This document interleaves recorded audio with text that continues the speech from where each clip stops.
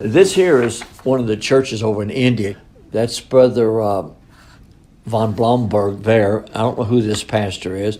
That's Brother Baxter, Dad, and myself.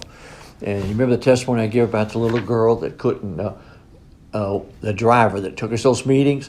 And when he got ready to leave, Daddy says, go get that driver. He said he was so nice to me. He never would talk to Daddy when he come.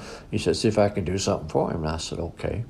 And so I got him. I said, my dad would like to talk to you. I said, he'd like to thank you for, being good. And he said, no, that's all right. I said, no, he'd like to.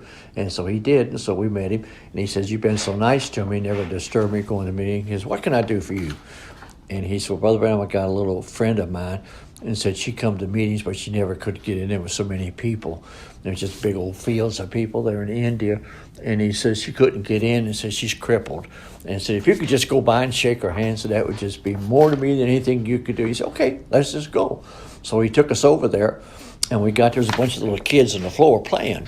And he was playing with them, or talking to them there. And when he got there, this little girl was in a wheelchair.